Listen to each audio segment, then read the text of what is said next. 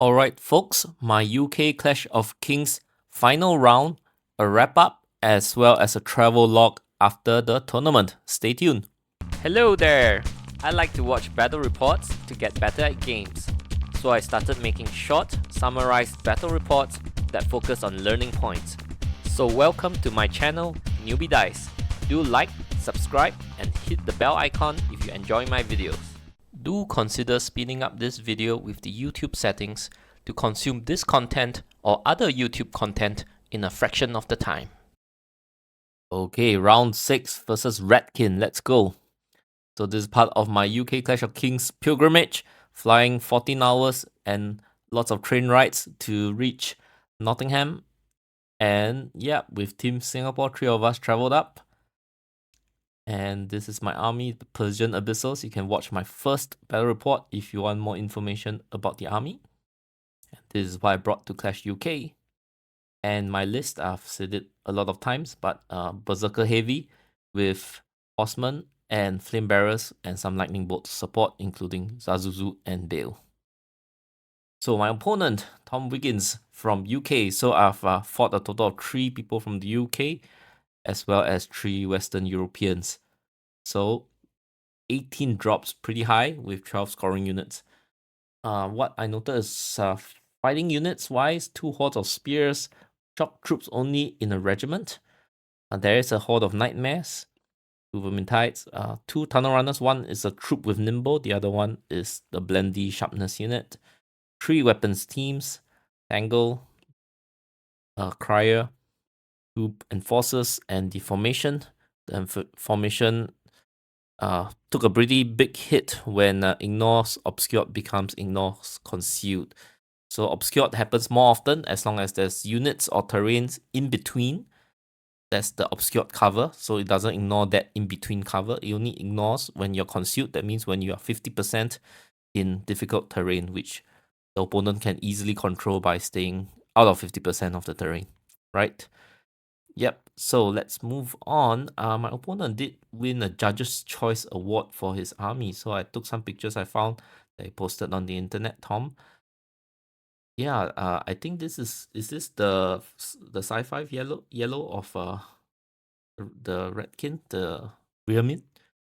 And he has a pretty neat display board with lights and smoke coming out as well. And before we move on to the battle, let's have a quick shout out to my local game store. In my opinion, the best game store in Singapore. They are beginner friendly with demo games, paint workshops, and overall a very casual gaming environment. They have the widest range of games and hobby supplies, including very obscure hobby brands and tools. They have separate levels for retail and gaming, so you can shop in peace or take part in the rowdy, fun atmosphere on the gaming level. Their website is always updated with new products added weekly. hammerhouse.com.sg. Check it out. Alright, that's my opponent Tom. And this final round is we're playing control. And this is our deployment. No scout moves. I can't remember who won the sides. And I can't remember who won the initiative. But I think I won. Because if I had won, I would want him to go first. He doesn't have much long range shooting. He did have his shredders that redeployed. But with it not ignoring Obscured, I'm not too worried. So it is deployed somewhere over there as well. Yeah, so this is the labeling. So these 2 pillars are not terrain pieces, but actually just markers to denote the separation of the control squares. So you can pause if you'd like to take a closer look at all the units. If not, I will move on. So top of 1, he shuffles upwards. I don't see damage on my unit, so perhaps his cannons or shredders can't see or didn't hit at all. So there's this big piece of terrain, right? But the death engine is somewhere here, right? So bottom 1, I didn't take that picture, so let's just skip on. So as you can see, I just shuffled up and I popped the sacrificial imp on this side to have that defense against shooting. But because the death engine is there, these shredders might be able to get some shots as well. Weapon teams is there. Okay, but I think he just shuffled. And Vermintide is over here between the blocking terrain, so I can't charge through. So I have to charge at the Vermintide. This J Boots unit did pop into the forest, so you can see through. And yeah, I think I've been pumping shots into this Spear Horde. Yeah, I think I've been pumping shots into this Spear Horde. Top of 2, he pops Plague Pots on the regiment of shock troops and then the Spear Horde. Okay, but not this Horde. Right, so I did have a clean charge because this is J Boots, so it's unhindered. 30 attacks on force. And I didn't do a lot of damage. I'm not expecting to kill it, but I didn't do a lot of damage. So one thing that I like to take note was that his tunnel runners were too close to the Spear Horde. So it couldn't double charge because even when the Spear Horde slides sideways, okay, the tunnel runners I think is almost touching each other. So it can't pivot to charge into the unit of what do you call it? This berserkers. So it should have been placed further back. So there is wiggle room to pivot. Okay. You shouldn't be worried because there's no flying units here anyway. And even if my bill is over here, you just have to have a less than 50 millimeter gap so that my bill can't fit inside. Okay. Another thing that I noted was he didn't move his nightmares up. Moving up on the hill. So behind the hill you can't see anything, right? So maybe perhaps he's afraid when he moves up on the hill he gets shot by all this. Right? But you could always tow the hill so that you still get cover, but you can see over it. Right now, you can't see anything. So which was why I charged, because you can't see, and this one can't counter charge in return. Okay, so let's look at this side. I know the picture's a bit blurred. Sorry about that. This is a sharpness hindered unit, still killing the Vermintide. This is the J Boots unit, dealing some damage to the spears. I remember it wasn't great. And gargoyles are creeping up here, and this unit pop is sacrificial imp. This unit prop is sacrificial imp as well. Seductress is over here. Okay. In the middle, I guess this unit tried to cast Bane Chant. I might have failed it. I don't see my Bane Chant token. Over here, I guess these units continue to shoot into that. Horseman shuffled up. Okay, over on the left side, what I did was I double charged Bale and this regiment of what do you call it? Regiment of berserkers into the one weapons team, because weapons team are defense 5 and I think he has rally 2 in the region. So with a hindered build, I might not be able to kill it. Okay, so I just double charged 2 hindered units. This horde of berserkers killed the Vermintide and was ready to take the charge from both only a troop of tunnel runners as well as Death Engine, which are just moderate in combat, so I believe I can handle it. So yeah, I double charged, killed off one weapons team, and I think his unit is positioned in a way that it can't see. The Spear Horde can't see this regiment over here, and the Death Engine can't see Bale as well. Okay, and then I overran my unit of berserkers forward after killing off the Vermintide. Okay, and maybe even if the Death Engine couldn't charge because of its rectangular chariot basing. But I believe he couldn't see. Okay, so let's see what my opponent did in return. So this counter charges and pops its plague pots. Okay, this weapons team did move up and shoot at this unit of berserkers, and then these guys went up onto the hill. And then did it shoot? I think it's 12 inches shot. Is it 12-inch shooting only? Or is it 18-inch? I can't remember. Just a quick rewind. Nightmares. How far do you shoot? 12-inch only, so perhaps nothing to shoot at. Okay, so that was a wasted turn of him moving up, right? Yeah, let's look at this side. I think things backed up to shoot at my units. Okay, and then there's terrain protecting this guy, and for Bill he has stealthy. Okay, and then over here, did I pop my shield for this unit as well? No, it's already popped. Okay, over here, double charge into the berserkers, didn't die. Okay, so in my response, I countercharged the tunnel runners and killed it. And then this unit of berserkers probably killed the other weapons team and pivot in a way that I think the shock troops can't get it. Okay, and it's facing the weapons, the death engine.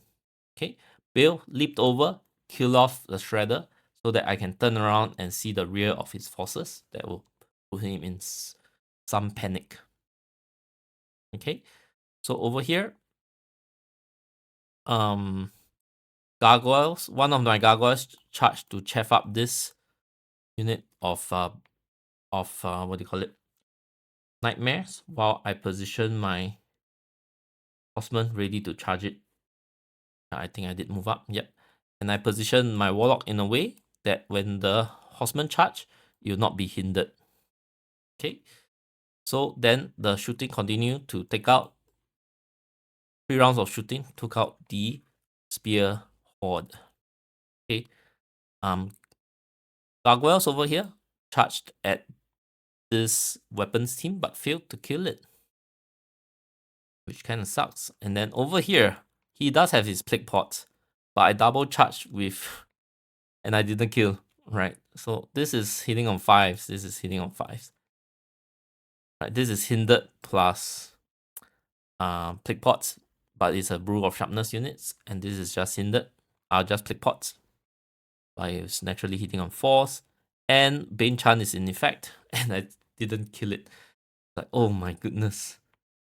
So let's see what my opponent does in return.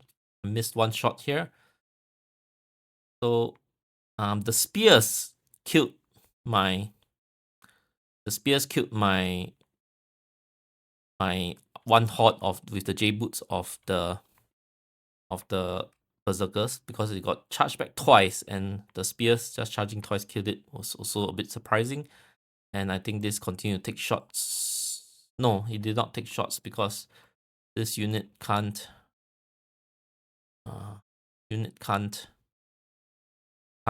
shoot that round.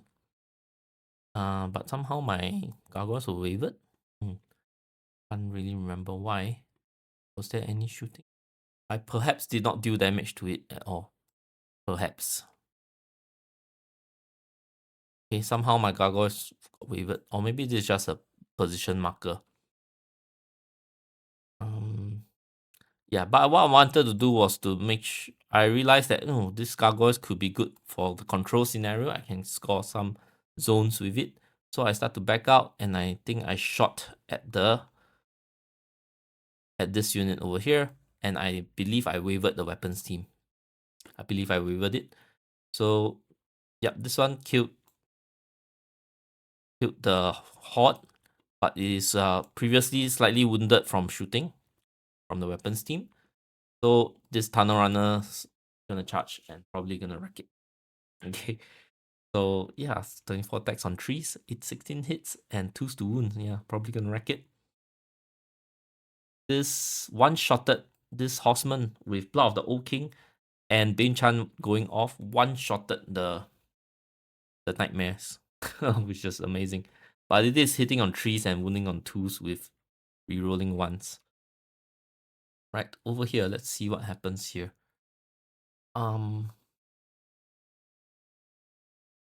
This got rear charged by the enforcer, but hindered.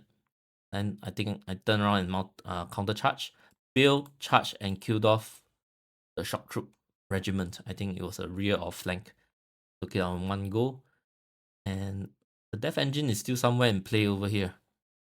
So I think it charged and took out the horde. Right? He double charged my horde. I killed the tunnel runners, and then he charged the horde again and killed it off. Okay, so some shots missing again. I think this counter charging doesn't kill the enforcer. The enforcer is defense 5, so it's pretty tough. Okay, and then it got killed off, and then Bale went in. Then Bale eventually lost. It has been taking some shots, so it's been wounded. Okay, later Bale would die. Okay, it didn't kill the enforcer again. Oh, this could be a second enforcer. There's 2 enforcers in play. I think there's only 1 left at the end of the game. So this could be a second enforcer. Alright, so Tangle went in to chef up the horseman. I charged it and failed to kill the Tangle, right? So I not to worry, over this side, I got the whole of this side. I just need to control the tunnel runners. So I just kept sacrificing stuff. So I moved the Warlock to eat the charge of the tunnel runners. Okay, and I think I shot off. Where was my...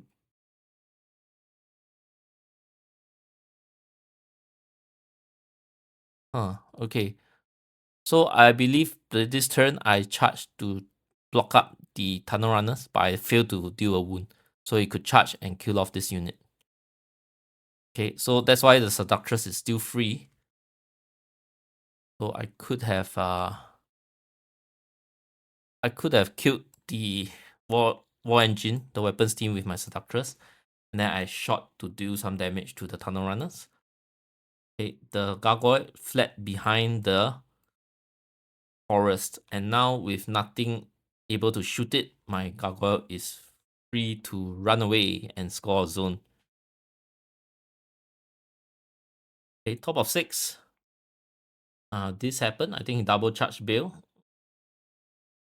Probably flank Bale with the Death Engine and then front with the Enforcer. Yeah, I probably took out one of the Enforcers, so that's the second Enforcer. Can't remember when the second Enforcer go down. Pictures aren't very clear, so sorry about that. Yeah, there were 2 Enforcers here, so killed one of them. Yeah. Yep, Bale died. So I'm at this stage. He killed off the Warlock, and now because the Horseman is stuck against the Tangle, I have to sacrifice my Flame Bearers to block it, basically. Yeah. Let's recap the zones. So with game ending possibly on 6. Right? Oh no, what's this? Is this like that? I sacrificed, he killed it.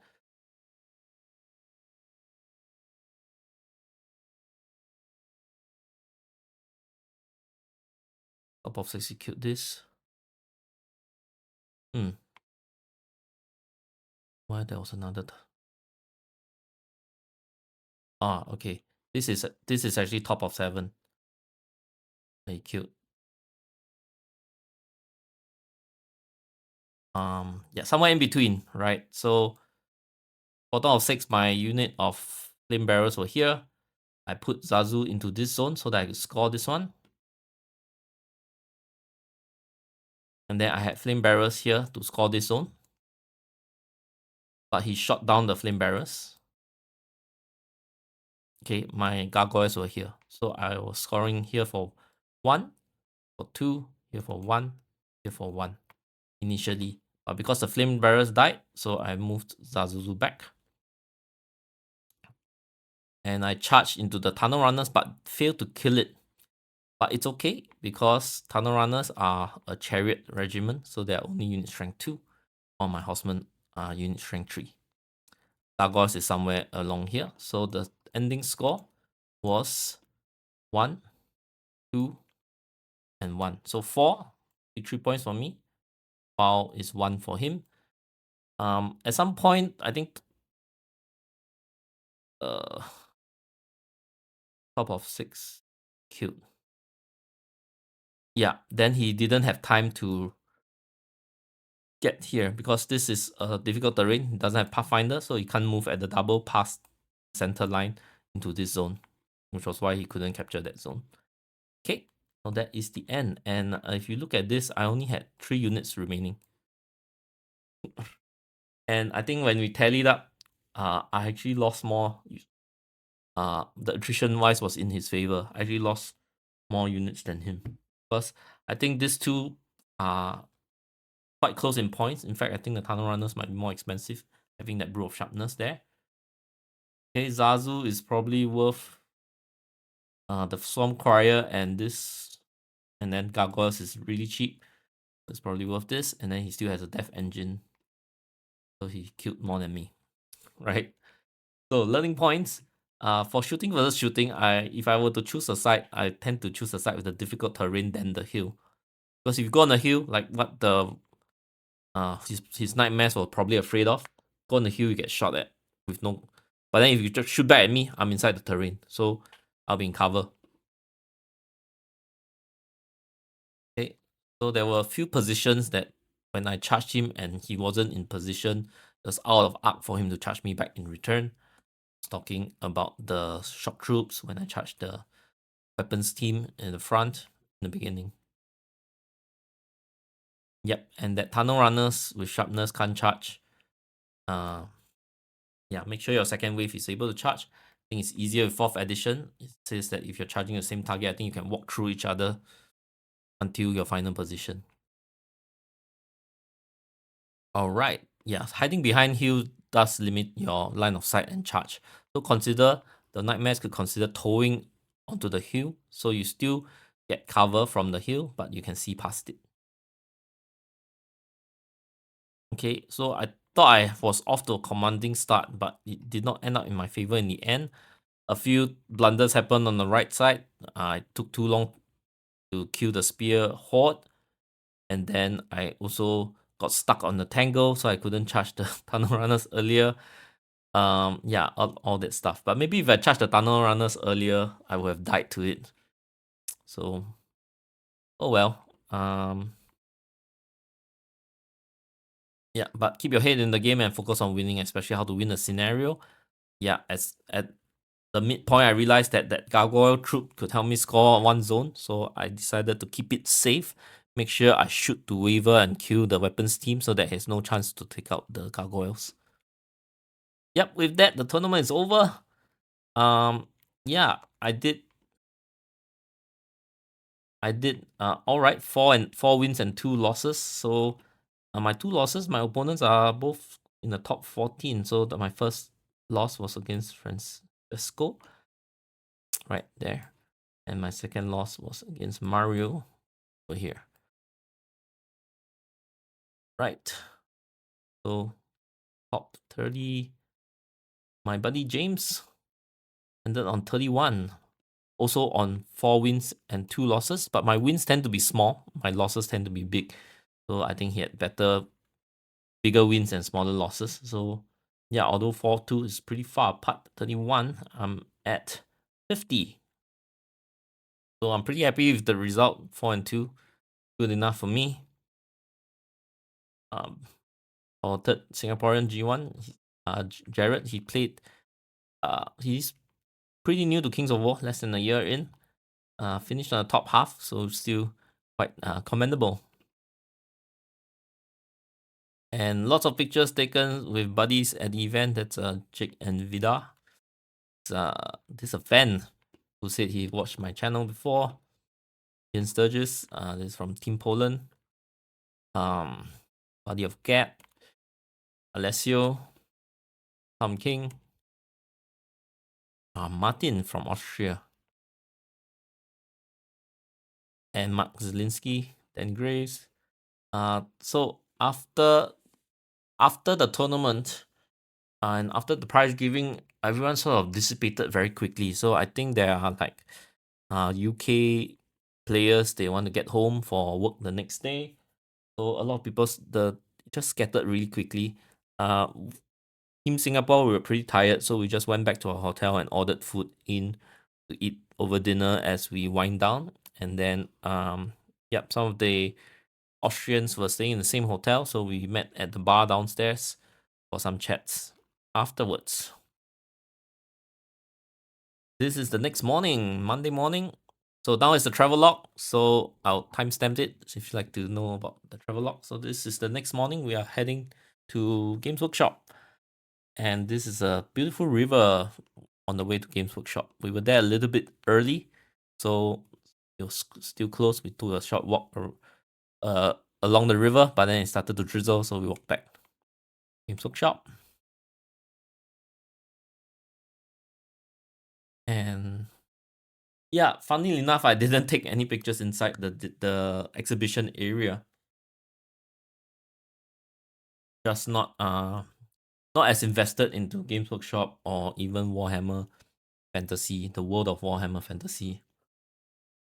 So yeah, just looked at the models and dioramas, like wow, yeah, quite nice, but just not as invested in the world anymore.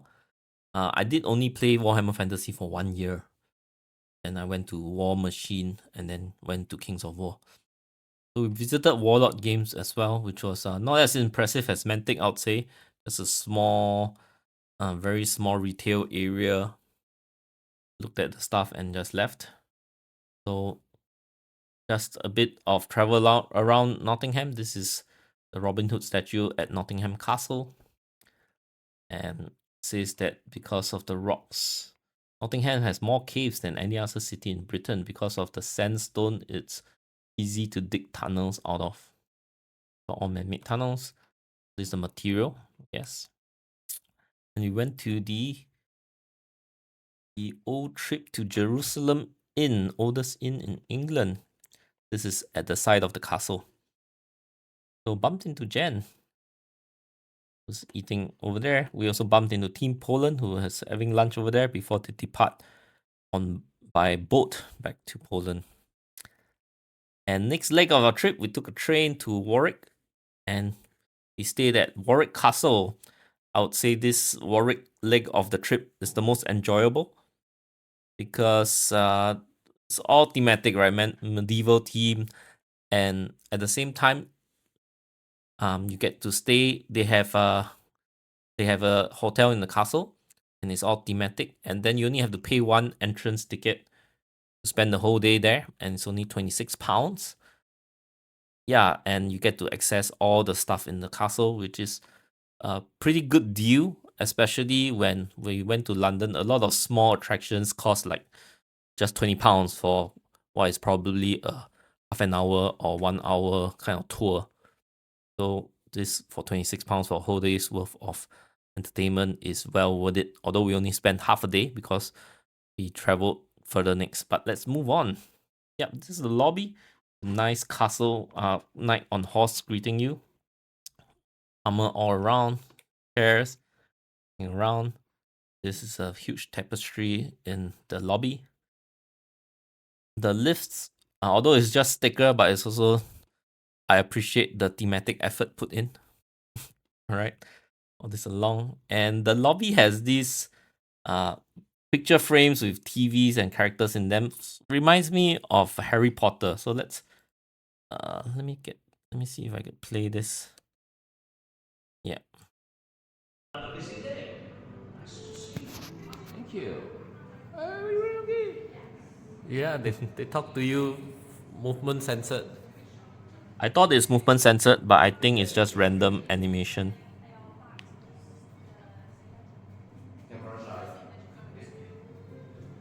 But even when they're standing there, they'll be blinking and there'll be like slight movement. Oh. He said nice to see you and walked off. This person's missing. The camera shy. Pretty cute, so he's just blinking. Good morning.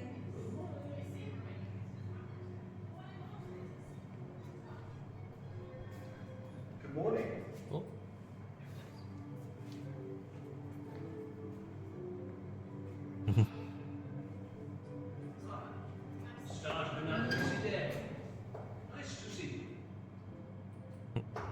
All right, let's move on to this. This is the room tour.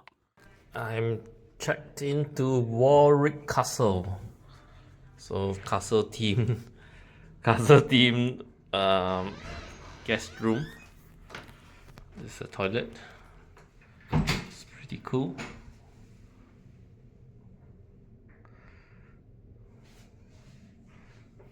A sword on the wall. Two swords on the wall. Myself against invaders. Okay, this is enough for 3 children actually. Over here. There's a I think all their rooms are family rooms. Comes with a queen bed and a bunk bed with another pull-out bed for 3 children.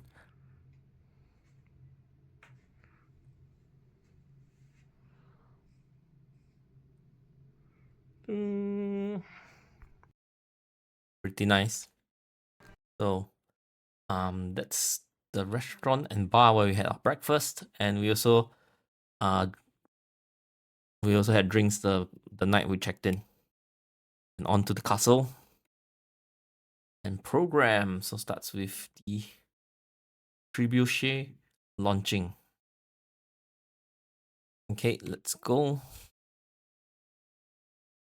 So we had to leave in the afternoon for the train trip to our next destination. So we only went there at about 10:30, and we walked around the castle. We came back for the 12 o'clock bird show, and still it was pretty enjoyable overall. Let's see. Okay. So that's the trebuchet. And then they had a demonstration. They explained how the trebuchet works, how it has to be wound up by basically these hamster wheels with people inside walking to wind up the trebuchet. Yeah, so it takes quite a while, but there was somebody talking and MC talking, describing the process. It was pretty entertaining.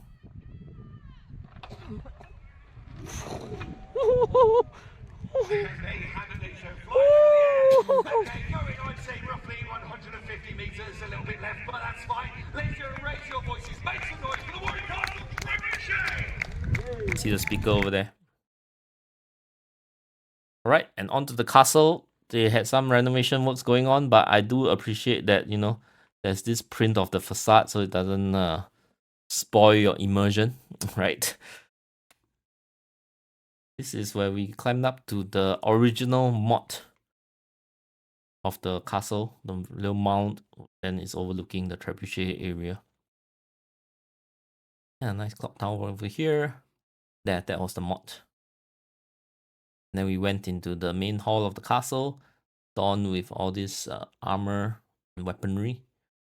I'm not sure if some of them are real and some of them are replica, but I think most of them are replica. Yeah, replica.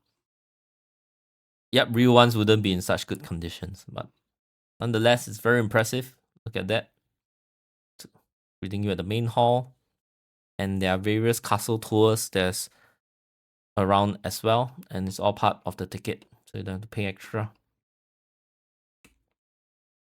Look at that. Paintings. And then you get to see the rooms. Very lavish.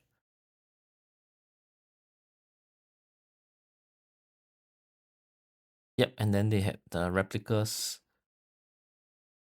Show you how people lived. Of course, this is in the more modern age, where the castle has turned more into like a luxury accommodation.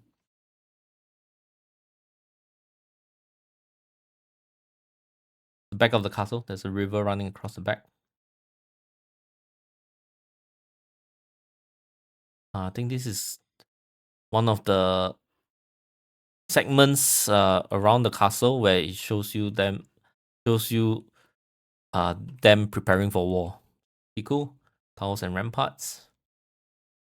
There was one area where we have to climb spiral staircase for about 5 stories worth. That was pretty tiring. One shot climbing 5 stories in a circular motion, you know, and the steps are, you know, not usually the steps are a little bit steep, sometimes uneven.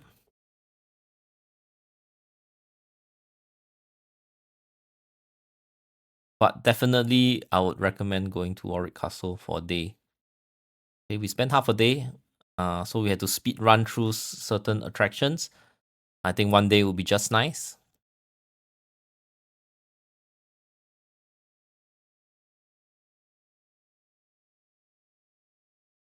And we caught the bird show, which was pretty cool. live in high mountains, open grasslands, and along coastlines. They are not natural hunters. They like to scavenge for food. Claws are short, unlike an eagle. They had various birds of prey. That's just one of them. And then the finale, they let all of them out. This one.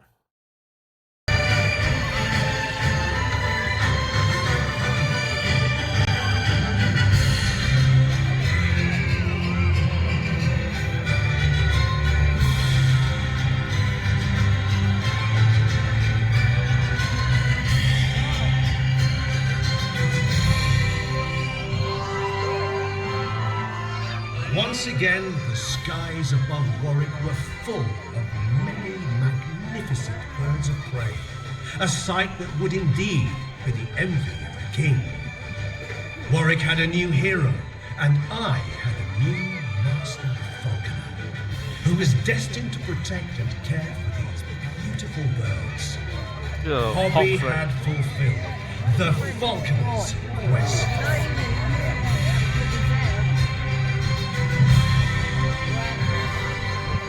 As you look into the sky, let your imagination soar. We have one world, one sky, and one... Right, next leg of the journey was to Bath. And that's the... I forgot what it's called, but it's a famous bridge where there's shops on it as well. Reaching there, didn't think it looked that impressive. So Bath is the leg of the journey I enjoyed the least.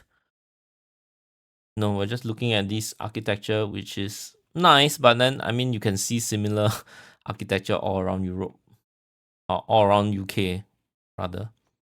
There's this circular area. Let's take a video. This is a circus area in Bath. There's literally this circular path, trees in the middle, and all the buildings are curved around this circle. All circular.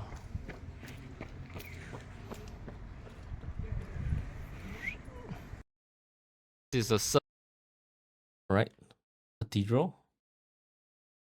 Bridge from another angle. And Jane Austen Center. So we met up with Mark Zielinski, who was there with the wife for a Jane Austen convention or something. It's over 2 weekends, so pretty long as well. This is another part that's quite grand. We went to the Sally Lunn's eating house, where there's supposedly a famous Sally Lunn bun, but tastes not very extraordinary to me. It just tastes like a bun. And off to London. So our hotel is pretty near Trafalgar Square. And then National Gallery is there. So the thing about London is the museums are free. So if you like to hop around museums, they're all free. So that's good value for travel. Okay. And I saw a street busker who writes poems based on any topic that you want him to write about. So I asked him to write a poem for me, thanking my wife for letting me come on this trip. I'm so lucky to be on this trip. So he wrote a poem about that, and my wife framed it. So I think that's job well done for me. I pre-booked a show of Agatha Christie's Mousetrap, the longest running play. And tickets are pretty affordable. I guess it's quite a small production, so I could pre-book the tickets. And I would recommend this ticketing website Seat Plan when you're planning your musical or play shows at Broadway or West End. It's a booking website, but the cool thing is when you choose a seat, it has users submitting pictures of the view from their seat. So you know whether it's a good view or decent view for the price that you're paying. You know, sometimes there are pillars in the way or whatnot. For this ticket, this is my picture. I took this picture, but then when I booked this ticket, I saw of user posted picture also. So the comment was that there's just the circle seat blocking part of the view, but most of the things are happening here anyway. So it's a pretty decent view for the ticket price. So I'll recommend it when you're pre-booking the tickets. I'll have another tip later on. So next day we went to Buckingham Palace. We went to hit all the major sites. Right, Buckingham Palace. I like all these statues that's always around. Pretty cool. Westminster Cathedral, as well as Westminster Cathedral is open to go in for free. Westminster Abbey, I think you need to pay a ticket to go in, and as I said, it's usually about £20 each. So we didn't go in. Big Ben, you also have to pay a ticket to go in. And this, I think, it's the Parliament next to Big Ben. London Eye, and this is nice chariot statue. This is a chariot on exceptional basing. So I'll allow it in tournaments, but it needs to be painted at least 3 colors, right? Tower of London, which is next to the Tower Bridge. And we went to Borough Market. Nice hipster market area. I went, bought some various flavored balsamic vinegars for the family, but it came from Italy.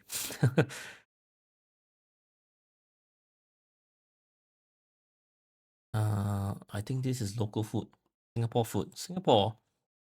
So I was pretty stoked to see it, so I took a picture.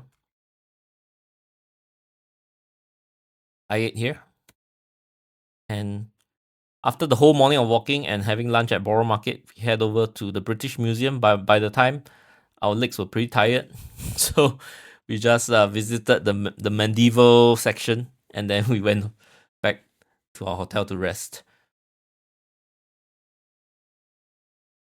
Okay, so when we went back to hotel to rest for the afternoon, me and James, we split up to do a bit of our own sightseeing. So I saw this Chinatown gate, and this is Little Ben. This is a Victoria station, pretty nice. And okay, so this is the second part. I did not buy tickets to Wicked before the trip, but there's this website called Today Tix. So what they do is they sell tickets for the day itself. So it's the unsold tickets, and depending on the shows, some of them will be on heavy discount. So which is where I bought the Wicked tickets for £30 per ticket for seats that are usually above £100 if I were to book it normally. So that morning itself, I logged into Today Tix. I think it starts at 10 a.m. where they release all the tickets for that night, and some of them will be on heavy discount. So I highly recommend, if you're gonna watch some musicals and shows at West End, to book some of your tickets via these last minute deals. And then you can head over to Seat Plan to see how the seat looked like, right? Yep, so we ended up watching Wicked, which is cool. I do like musicals in general, and Wicked's part 2 movie is coming out later this year. So